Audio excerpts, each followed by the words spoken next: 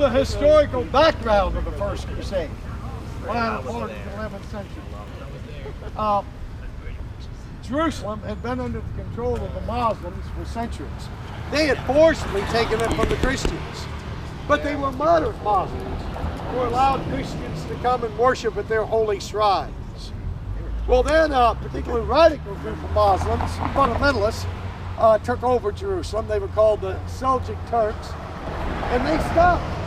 And they persecuted Christians. They did not let them come and worship at their shrines anymore. They were also very militant. They moved across Asia Minor. Who knows what is modern day? That kind of sounds a little familiar to, I don't know, the American Revolution and moving the Native Americans kind of out of their home territory and converting them to, I don't know. Thank God we did. We wouldn't have all that. Thank God we did. Jesus Thank God we did that. Millions of them died. That's what I say. And were raped and murdered. God told burned. the Jews to go into Canaan's land and wipe out everybody. Genocide. Read the Bible for details. But why? For a God who's so loving, because they were a bunch of heathens and pagans. They were cancer to Who knows what modern day Asia Minor is? Yeah. Turkey. Blood orgy! Turkey. And these Muslims were threatening Constantinople. Who knows what Constantinople is called today? Istanbul. Under the control of the Muslims. They're trying to take over. They'll try to take over this university. You already got Malcolm X. Why are you celebrating that? Muslim. God. Degenerate, no good guy. Why do you have a Malcolm X Institute on this campus? What did he ever have to do with it? What contribution did he make to America? So anyway, Emperor Alexius of Constantinople asked for the help of the Pope of Rome, and the Pope of Rome in 1095 called the First Crusade and was victorious. He took Jerusalem back. He held it 90 years. Then Muslims took it back again. Things kind of went back and forth then, for centuries. Now the Children's Crusade. We don't want to promote that. It's kind of silly, but the children had faith. They thought they were doing something for God. At least they were trying. What are you trying to do for God? What's your exact purpose of this?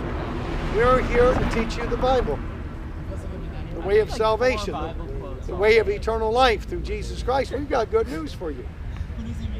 Yeah, we care about you. That's why we're here. We're not getting paid for this.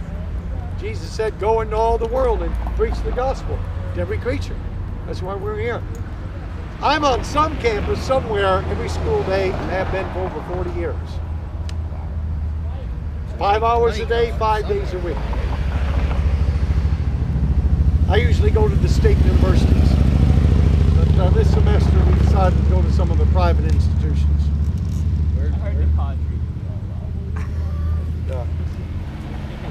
I'm formerly a college professor. I taught United States history at the University of Wisconsin at La Crosse. But I got involved in the drug radical revolutionary movement of that era. As the saying went in those days, I turned on, tuned in, and dropped out. Ended up living on that hippie commune in Africa.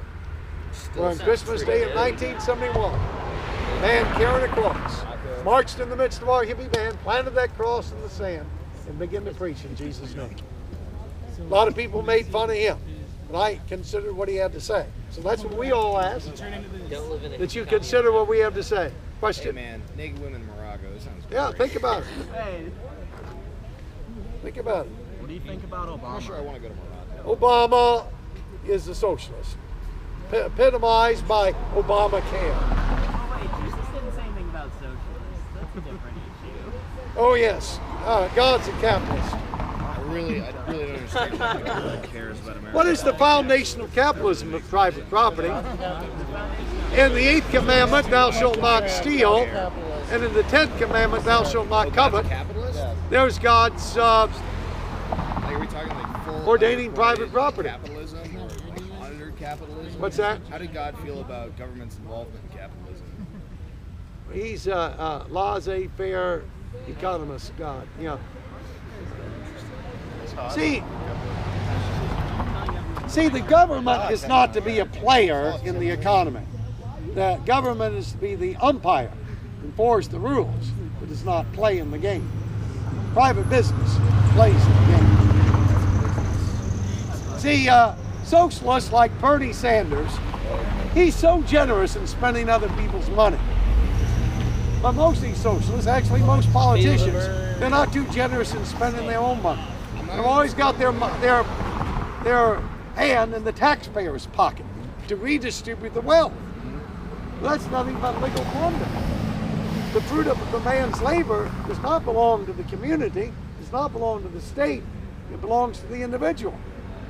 Now, I believe in charity, I believe in helping the poor, but it should be done voluntarily or there's no virtue in it. So if I'm a Republican, I'm not going to hell? Oh, I'm afraid we got Republicans going to hell. What's the likelihood, like if you were drawing out the hat of all Republicans, that you would get some? But probably more Democrats than Republicans. I'm pretty sure all politicians. They tend to be more religious. The Democrat It's a real convention, thing. We're all going right down there. they were booing God. Yeah. Think about it, boys and girls. Think your way to God. Just boys. Just men. Oh, yeah, boys. This is the first all-boys campus I've been to. That is And Yeah. as I say, I I've don't been know, man. I don't think if I'd gone to high school in all men's college, I would have come here. there was a girl here earlier. Took off and she had other things to do. Yeah. Luckily, I didn't. Bible, Bible, Bible. So you gotta know something to have faith. And you haven't, obviously, people have not studied the Bible much. Catholic school for 12 years, went to church every Sunday of my life for 14. What happened? I went to no People church. like you. Oh, come on now. How many people have you met like me? Most Catholics are more kind of, let's all love one another, kind of like the Pope, and not speaking out against sin. So, if I never go to church, but then I live this sin-free life we're talking about, am I still going to hell? Well, you see, you're asking me, can you be a Christian without going to church? No, can I live a morally sound life without being a Christian? Oh, okay. Well, not if the Bible's true, and not if Jesus is who he claimed to be, the Creator and the Son of God. If he's who he claimed to be, you have an obligation to him.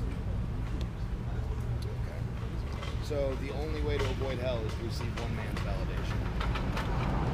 Well, to receive him, I validate it.